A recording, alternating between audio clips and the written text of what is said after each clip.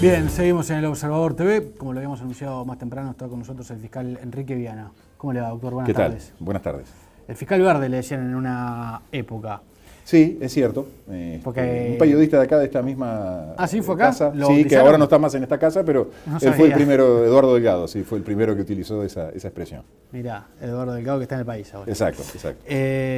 No sabía que había sido él el que le había puesto el fiscal verde. Hasta donde yo sé, fue el primero que usó esa expresión. ¿Pero es uno de los hombres más polémicos del sistema judicial uruguayo? ¿Usted acepta eso o no? No, polémico no. Creo que a veces lo que pasa a ser polémico es que uno intenta hacer cumplir el derecho vigente. Y ni siquiera el derecho vigente es polémico. Lo que es polémico es no cumplir con el derecho vigente. Entonces, por contraposición, cuando uno sale a reclamar que se cumplan determinadas normas, a veces muy exigentes, normas muy exigentes, en muchas cosas, yo sigo el pensamiento de un jurista brasileño, Antonio Benjamín, que dice que vivimos tiempos de estados teatrales o de derechos teatrales, ¿no? Derechos que por ejemplo, en materia ambiental, ¿no? Derechos que el legislador, el estadista, incluso el gobernante, se envalentona a la hora de legislar y cuando tiene que hacerlo cumplir, y sobre todo cuando tiene que hacer cumplir ese derecho contra poderosos intereses económicos, allí le viene una cobardía muy, muy repentina y muy rápida. Ahora, los abogados o los juristas, no sé si por una actitud corporativa, muchas veces dicen, bueno, hay dos bibliotecas.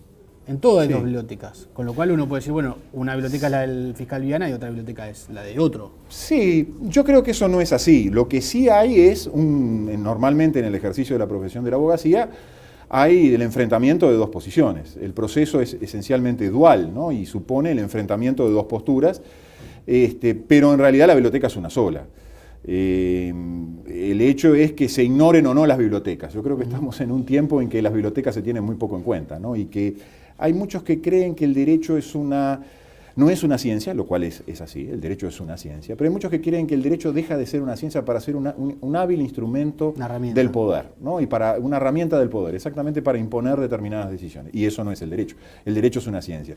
Y como ciencia necesita de un respaldo de fundamentos jurídicos, científicos, y por lo general los fundamentos científicos, jurídicos y la verdad jurídica es una sola. Lo de las bibliotecas a veces es una forma un poco torpe de expresar ese enfrentamiento, esa litis que habitualmente se da en un proceso judicial. Ahora, esa ciencia es interpretada por hombres. Sin duda, es una ciencia creada por hombres, para los hombres, e interpretada por los hombres y aplicable a los hombres, exactamente. Así es, de las conductas humanas, no pretende ser más que eso. El derecho nunca ha pretendido ser más que eso. El derecho ha pretendido sustituir a la guerra y recrear el enfrentamiento de los hombres en sus distintas visiones y oposiciones bajo determinadas reglas, sobre la base de que existen a su vez determinados valores y principios reconocidos por lo general en las constituciones, en los estados constitucionales, que tienen que ser respetados. Ahora, ese intento que usted dice de utilizar como una herramienta el derecho, no ha sucedido siempre, no estamos acostumbrados a leer en los libros de historia, siempre hubo líderes que agarraban la Constitución y decían, si la Constitución me sirve, y si no me sirve... Sí, ¿no? Por supuesto, eso ha ocurrido. Se supone que si vivimos en un Estado republicano, cosa que yo puedo poner en duda que hoy estemos viviendo en un Estado republicano, si vivimos en un Estado republicano existen determinadas reglas que gobernantes y gobernados tienen que respetar, en especial gobernantes.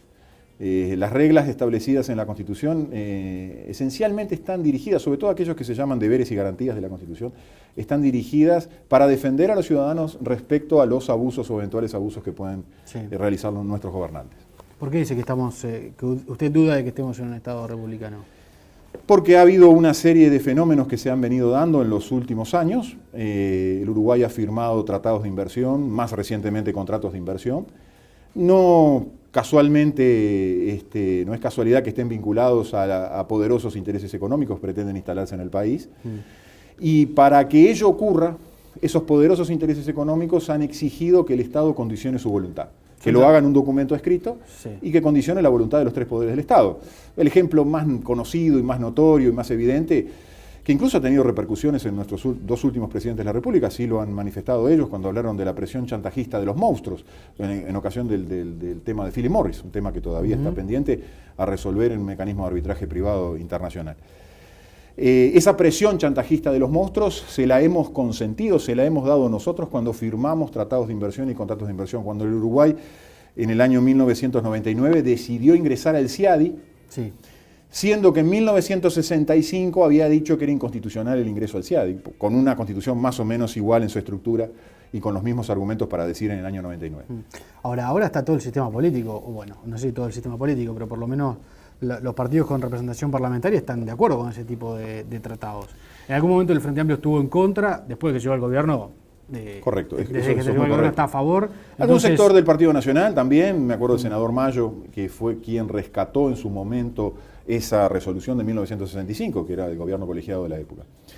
Es cierto lo que usted dice, y ahí viene el concepto de república justamente a nuestra... ¿Pero usted no se ha planteado que puede ser usted el que esté equivocado?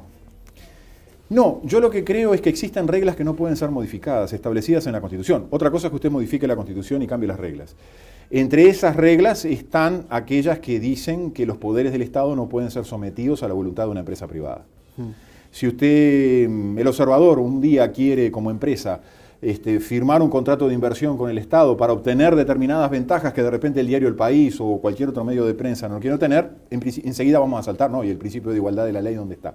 Bueno, eso ocurre con estas grandes inversiones. Estas grandes inversiones operan lo que yo he llamado el síndrome de Chasman y Chirolita, donde la voluntad del Estado no es la voluntad de los intereses generales, sino la voluntad de determinados intereses privados. No de cualquier interés privado, sino de aquellos intereses privados que han obtenido esa suerte de estatuto feudal que le dan los contratos de inversión, por ejemplo. En los hechos lo que sucede es que una gran compañía multinacional viene al Uruguay y dice, bueno, yo instalo aquí una fábrica o instalo un negocio o instalo una planta de celulosa. No casualmente vinculado con malos antecedentes en materia de contaminación. Nosotros tenemos que hablar de contratos de inversión cuando hablamos de la industria de la celulosa. Sí. Tenemos que hablar de contratos de inversión cuando hablamos de megaminería a cielo abierto. Ambas industrias cuestionadas en el mundo y de los lugares de donde provienen por problemas de contaminación. Esa es una condición sine qua non prácticamente que se da. Quienes piden y exigen tratados de inversión y contratos de inversión son inversiones que vienen golpeadas, empujadas también desde los países que ya no aguantan niveles de contaminación. Pero muchas de esas empresas tienen plantas mejores o peores que las que tienen en Uruguay en su país de origen. Yo creo que no, si nos concentramos en la industria de la celulosa es una cosa muy clara. No hay plantas de 1 millón de toneladas anuales de producción en ríos interiores en Europa, por ponerle un ejemplo claro. Las de mayor porte andan en las 600.000 toneladas, 300.000 toneladas. Es más, se están cerrando esas plantas de esas dimensiones para colocar superplantas o de dimensiones extraordinarias en nuestros países. Ahora, una cosa es que usted favorezca la llegada de inversiones con una ley de inversiones y que favorezca tributariamente la llegada de las empresas. Pero un paso más y un nivel mucho más grave es cuando usted a esas empresas le da la posibilidad de tener un juez privado que resuelva los conflictos con el Estado extranjero. Privado porque los conflictos se resuelven en un tribunal internacional. En un tribunal internacional. Y ese tribunal internacional aplica... Es el caso de Philip Morris, que usted ponía como... Es el caso de Philip Morris, es el caso de Bosnia si tiene un conflicto con el Estado uruguayo, es el caso de Montes del Plata y será el caso de Aratirí si tiene un conflicto con el Estado uruguayo. ¿Pero por qué usted dice un juez privado? Porque es un mecanismo... La Corte Internacional de Justicia es una corte privada. No, acá estamos hablando del CIADI. O de otros mecanismos de arbitraje que son mecanismos privados. El CIADI depende del Banco Mundial.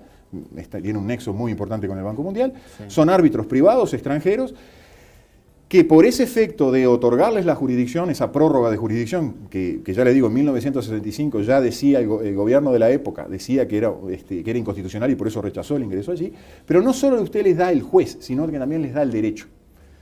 Porque el derecho que ellos aplican no es la Constitución Nacional ni la legislación nacional, ni interesa la voluntad del pueblo, ni interesa lo que diga la Suprema Corte de Justicia en una decisión judicial. Lo que ellos aplican es un derecho anacional, como se lo define, un derecho de creación propia, y es lo que pretenden estas grandes empresas. Estas grandes empresas pretenden regirse dentro del territorio nacional por un derecho propio y tener a su vez un juez que es casi propio, por decirlo de alguna manera. Ahora, estas empresas no pueden hacer cualquier cosa en Uruguay.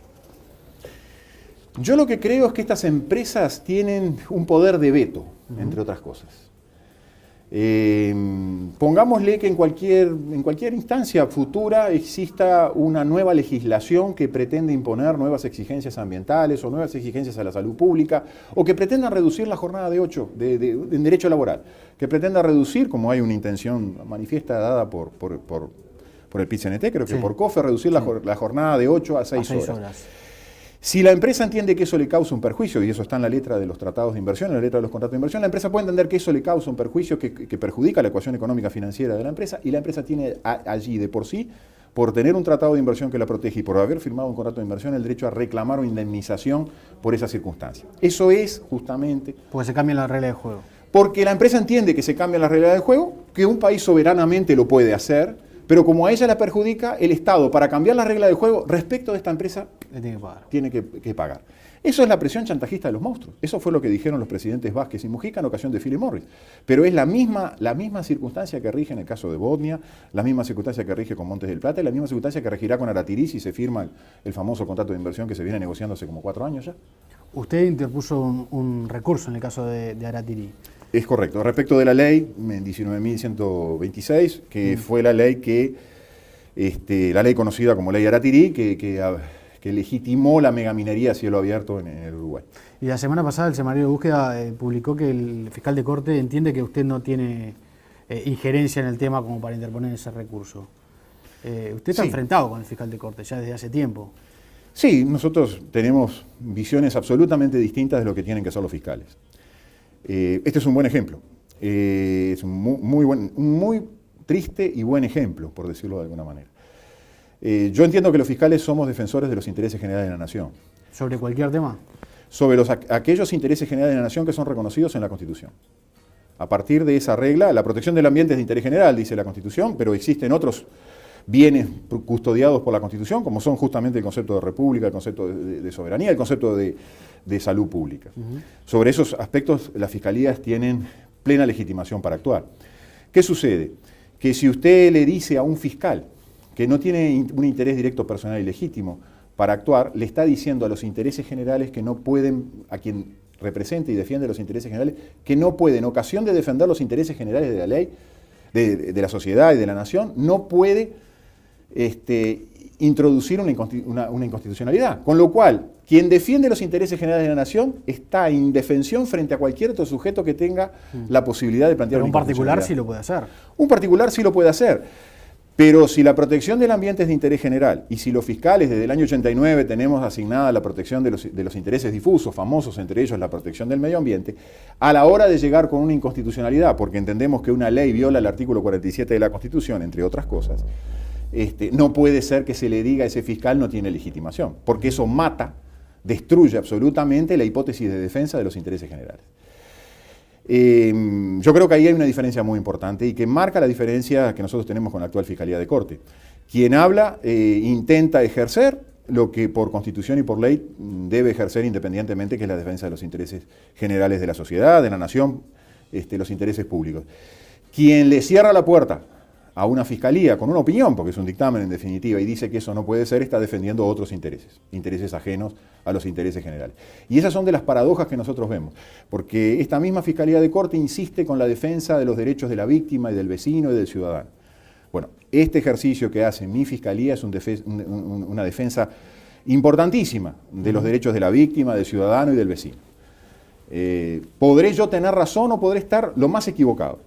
Pero cuando se le cierra la posibilidad con un argumento formal diciendo que yo no tengo un interés, que la Fiscalía no tiene un interés directo personal legítimo, lo que se hace es evitar que nosotros ingresemos al fondo del asunto y que evaluemos si las razones de inconstitucionalidad que invoca mi Fiscalía son de consideración o no. Ahora, yo le decía, usted tiene un enfrentamiento con el fiscal de Corte que viene de antes, de hecho en este momento está sumariado, usted por un sumario que inició justamente la Fiscalía de Corte. Correcto, es así. Y desde su visión, ¿cuál es la razón de ese enfrentamiento? La razón de ese enfrentamiento es un poco lo que le venía anticipando. Hay una pretensión política, yo diría ideológica en el Uruguay, que no es de ahora, viene de bastante tiempo atrás. Lo vivimos con el anterior fiscal de Corte, el doctor Peri Valdés. Cuando dice bastante tiempo atrás, ¿desde qué año? Y el doctor Peri Valdés fue fiscal de Corte a partir del año 97, y él, que venía del Poder Judicial, como viene el doctor. Le pregunto eso porque le quiero dejar en claro si es un tema de un gobierno o de un partido político o si es un tema del sistema. Yo creo que no. Un problema del sistema. Yo le dije es una pretensión político-ideológica, pero no dije que fuera una pretensión político-partidaria. Es una pretensión política e ideológica por transformar a los fiscales, por convertir a los fiscales en fiscales dependientes, en fiscales mensajeros. en fiscales que respondan a un sistema de fiscal general en el cual hay uno que manda, un manda más arriba y el resto de los fiscales tienen que obedecer subordinadamente esas órdenes. Eliminar la independencia técnica. Pretensión político-ideológica que sería aceptable siempre y cuando se modifique la Constitución de la República. La Constitución de la República establece, cuando habla del Ministerio Público, la Constitución habla de los fiscales letrados de la República y tiene una razón histórica muy importante. Se quiso diferenciar de los fiscales de gobierno para decir los fiscales letrados de la República son de la República, no son del gobierno de turno. Y por eso estableció una forma muy especial de designación, con propuesta del Poder Ejecutivo y con una venia especial del Senado de 3/5 de sus miembros. Se quiere, sin modificar la Constitución, pasándole por arriba a la Constitución, esquivando lo que dice la Constitución, transformar a los fiscales sometidos a instrucciones y a directivas. Hay dos lugares donde eso ya se está estableciendo. Uno es en este Código del Proceso Penal, en este nuevo Código del Proceso Penal, que todavía no ha sido aprobado, y otro es un proyecto también de ley de las fiscalías. Allí se habla claramente de que los fiscales van a ser sometidos a instrucciones. Los fiscales Ahora, en Uruguay... en ese proyecto Sí. que es impulsado por el fiscal actual, el fiscal de Corte, lo que se busca justamente es una independencia del poder político, del poder ejecutivo, digamos. Eso es una falsa idea. Eso es una Porque idea hoy falsa. la Fiscalía de Corte depende del Ministerio de Educación y Cultura y por lo tanto los fiscales dependen del fiscal de Corte y del Ministerio de Educación y Cultura. Sí, dependemos del punto de vista estrictamente administrativo. Lo Exacto. único que tiene el fiscal de Corte es una superintendencia administrativa. Sí. No puede tener injerencia Técnicamente son en los independientes. aspectos técnicos y en la actuación judicial de los fiscales. Pero este proyecto no le daría más independencia aún. No en estos dos términos, en estas dos, eso significa una verdad media o una falsedad directa en este sentido. Por un lado, hoy los fiscales constitucionalmente, como yo le decía, son independientes técnica e individualmente. Cada uno de los fiscales es el Ministerio Público, así como cada juez del país, desde el más pequeño de los jueces, desde el juez de paz hasta el más encumbrado de los ministros de la Corte, es independiente e imparcial técnicamente, los fiscales ocurre lo mismo. Los fiscales fuimos construidos a imagen y semejanza de los jueces.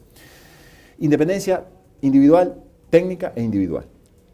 A lo que se quiere ir es a un sistema en el cual, si bien los fiscales van a estar en una estructura algo más alejada del Poder Ejecutivo, van a tener una cabeza designada por el Poder Ejecutivo con algún mecanismo de venia posiblemente.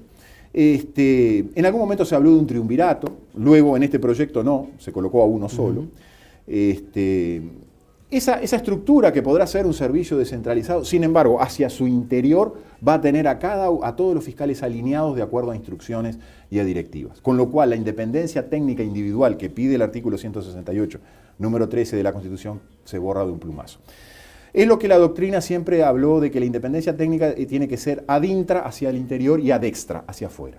Ad extra es que los jueces no le pueden decir a los fiscales lo que tienen que hacer, o que una autoridad pública, un intendente o un director de un ente autónomo no le puede decir a los fiscales lo que tienen que hacer, y esa es la independencia ad extra hacia afuera. Ad intra es que ni el presidente de la República, ni el ministro de Educación y Cultura, ni el fiscal de Corte, ni ningún otro fiscal le puede decir a un fiscal lo que tiene que hacer en su actuación judicial y en su ejercicio de la función. Eso es el Ministerio Público en el Uruguay.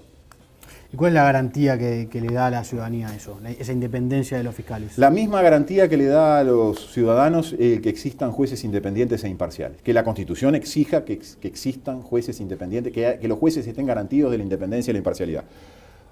Luego, en la jungla, usted podrá encontrar jueces más independientes o menos independientes, fiscales más dependientes o menos independientes. Pero la garantía del ciudadano es que cuando concurra a un juzgado, a un estrado judicial, el fiscal y el juez que se pronuncien en ese asunto que a él le interese, aún en el peor de los errores, lo haga de acuerdo a su conciencia y no de acuerdo a lo que alguien detrás le esté soplando, le esté diciendo que tenga que decir. Esa es la garantía más importante que puede tener un ciudadano en materia judicial. ¿Cuál es su situación en este momento? La separación del cargo, se están cumpliendo 4 meses en estos días. Dice que usted no está ejerciendo como fiscal. No, yo no puedo ejercer como fiscal y como nosotros somos de dedicación exclusiva, no puedo ni siquiera plantar papas plantar papas capaz que sí. o mover piedras. No puede trabajar como abogado. No, pero no puedo trabajar en ninguna actividad. Ninguna actividad, ni comercial, ni industrial, ni ningún tipo de actividad. Y por esa razón estamos, por el hecho de la separación del cargo, nos encontramos con media remuneración. Medio sueldo. Medio sueldo, exactamente. ¿Y eso se extiende durante qué periodo? Eso se extiende en un periodo que no puede superar los 6 meses. Curiosamente, ese periodo se está cumpliendo ahora en diciembre, ¿no? Los primeros días de diciembre. Pero usted sabe que yo creo que estas cosas son, aunque algún amigo mío me mire un poco incrédulamente, creo que son positivas. Si usted en su camino, en el ejercicio de su función, no tiene estos obstáculos, quizás sea un mal síntoma. Creo que un ejercicio independiente de la función siempre molesta, siempre va a provocar observaciones, algún palo en el camino. Así que yo esto lo veo, casi le digo que lo veo como una condecoración. Si esto no hubiera ocurrido, algo mal yo no debía estar haciendo, porque era inevitable que esto pasara. Ante las discrepancias tan serias en la visión de lo que tiene que ser y lo que debe ser el Ministerio Público, con la llegada de esta nueva ideología que pretende destruir la independencia técnica, era muy claro que un fiscal como Enrique Viana molesta y va a seguir molestando. Eso es una cosa muy importante. Yo cuando vuelva al ejercicio de la función, porque voy a volver al ejercicio de la función. Después de cumplir estos 6 meses, ¿qué es lo que sucede? Bueno, lo que tiene que suceder es el regreso a la función. Es que es una sanción. Es una sanción, en realidad el hecho de estar 6 meses separado del cargo ya de por sí supone una sanción. No se lo puede echar, digamos. No, bueno, esa podría ser otra opción, que la propuesta de sanción o que la sanción en definitiva fuera la destitución. Yo no creo que eso ocurra porque han habido otros episodios mucho más graves de actuaciones muy irregulares. En el caso suyo fue, según la explicación de la Fiscalía de Corte, porque usted no iba a las audiencias. Yo no iba a todas las audiencias. Sí, correcto. Digamos, un tema formal, digamos. Sí, pero además basado en un error muy, muy grave, ¿no? Es de no entender lo que supone el ejercicio de una fiscalía cuando actúa como tercero. Los fiscales civiles actuamos como partes, como terceros y como dictaminantes técnicos. Como parte, por ejemplo, en las causas ambientales, son las más notorias. Lamentablemente el único fiscal que ha iniciado causas ambientales en el país he sido yo. Eso no ha provocado que a los otros fiscales se los haya sancionado. Hasta ahora yo no conozco ningún fiscal que haya sido sancionado en el país por no ejercer la defensa del medio ambiente. Sin embargo, el que inició más accionamientos, arriba de 60 accionamientos, que inició accionamientos de amparo por el tema de los derechos de la niñez y de la adolescencia. Que usted asocia una cosa con la otra, digamos, que la sanción que es por algo formal de la práctica, del ejercicio de no ir o ir a pocas audiencias o no ir a todas. No, el tema es que cuando uno es tercero, la ley le otorga a los fiscales, cuando actúan como terceros, 20 días para pronunciarse. Además, el fiscal no se puede pronunciar hasta que el juez no le da la palabra para pronunciarse, hasta que el juez no le pasa el expediente en vista. Ambas circunstancias indican que cuando el fiscal actúa como tercero no tiene la obligación de ir a audiencia, porque el fiscal tiene, por un lado, 20 días para pronunciarse, y por otro lado tiene que esperar a que el juez le dé intervención. Entonces, ¿quiere decir que envía a alguien? No, el fiscal tiene derecho a esperar el envío del expediente a su despacho. Por eso tiene 20 días para pronunciarse. Entonces, el inicio de este sumario es parte de un error muy grave, parte de no saber lo que es el ejercicio de la Fiscalía Civil. Parte también, vamos a decir la verdad, de otro problema más general, que es el desprecio por las Fiscalías Civiles. Ahora, ¿el resto de los fiscales va a las audiencias o no va a las audiencias? No, ningún fiscal va a todas las audiencias en el país. Quiere decir que todos deberían estar en la situación suya. Todos deberían estar en la misma situación, porque vamos a decir la verdad, si a un fiscal se lo sanciona porque no va a 10, no va a 100 o no va a 1000, es la misma circunstancia. Vamos a recapitular en este sentido. ¿Qué es lo que sucede? Cuando un fiscal intenta ejercer en forma independiente, como quien habla, el Ministerio Público, lo hace en forma notoria porque toma causas que otros no se animan a tomar, le muestra a la ciudadanía cuán importante es la independencia técnica en el ejercicio de la función, cuán garantía pretende ser para los ciudadanos, más que para el fiscal, para el resto de los ciudadanos. Cuando usted tiene una pretensión ideológica, política, de eliminar la independencia de los fiscales, hay que sacar de la visión a ese individuo que está demostrando qué importancia tiene la independencia técnica. Ese es el razonamiento en pocas palabras. Le agradezco mucho por haber venido. Por favor, un placer. Muy amable. Hacemos una pausa y seguimos. Que el legislador, el estadista, incluso el gobernante, se envalentona a la hora de legislar y cuando tiene que hacerlo cumplir, y sobre todo cuando tiene que hacer cumplir ese derecho contra poderosos intereses económicos, allí le viene una cobardía muy, muy repentina y muy rápida. Ahora, los abogados o los juristas, no sé si por una actitud corporativa, muchas veces dicen, bueno, hay 2 bibliotecas. En todo hay Sí. dos bibliotecas. Con lo cual uno puede decir, bueno, una biblioteca es la del fiscal Viana y otra biblioteca es la de otro. Sí, yo creo que eso no es así. Lo que sí hay es normalmente en el ejercicio... No, polémico no. Creo que a veces lo que pasa a ser polémico es que uno intenta hacer cumplir el derecho vigente. Y ni siquiera el derecho vigente es polémico. Lo que es polémico es no cumplir con el derecho vigente. Entonces, por contraposición, cuando uno sale a reclamar que se cumplan determinadas normas, a veces muy exigentes, normas muy exigentes, en muchas cosas, yo sigo el pensamiento de un jurista brasileño, Antonio Benjamín, que dice que vivimos tiempos de estados teatrales o de derechos teatrales, ¿no? Derechos que, por ejemplo, en materia ambiental, ¿no? Derecho a una ciencia. Y como ciencia necesita de un respaldo de fundamentos jurídicos, científicos, y por lo general los fundamentos científicos, jurídicos y la verdad jurídica es una sola. Lo de las bibliotecas a veces es una forma un poco torpe de expresar ese enfrentamiento, esa litis que habitualmente se da en un proceso judicial. Ahora, esa ciencia es interpretada por hombres. Sin duda, es una ciencia creada por hombres, para los hombres, e interpretada por los hombres y aplicable a los hombres, exactamente. Así es, de las conductas humanas, no pretende ser... Bien, seguimos en El Observador TV, como lo habíamos anunciado más temprano, está con nosotros el fiscal Enrique Viana. ¿Cómo le va, doctor? Buenas tardes. ¿Qué tal? Buenas tardes. El fiscal Verde le decían en una época. Sí, es cierto. Porque... Un periodista de acá, de esta misma ¿sí fue acá? casa, sí, que ahora no está más en esta casa, pero él fue el primero, Eduardo Delgado, sí, fue el primero que utilizó esa expresión. Mirá, Eduardo Delgado que está en el país ahora. Exacto. No sabía que había sido él el que le había puesto el fiscal Verde. Hasta donde yo sé, fue el primero que usó esa expresión. ¿Pero es uno de los hombres más polémicos del sistema judicial uruguayo? ¿Usted acepta eso? De la profesión de la abogacía hay el enfrentamiento de dos posiciones. El proceso es esencialmente dual, ¿no? Y supone el enfrentamiento de dos posturas, pero en realidad la biblioteca es una sola. El hecho es que se ignoren o no las bibliotecas. Yo creo que estamos en un tiempo en que las bibliotecas se tienen muy poco en cuenta, ¿no? Y que hay muchos que creen que el derecho no es una ciencia, lo cual es así, el derecho es una ciencia, pero hay muchos que creen que el derecho deja de ser una ciencia para ser un hábil instrumento del poder, ¿no? Y para una herramienta del poder, exactamente para imponer determinadas decisiones. Y eso no es el derecho. El derecho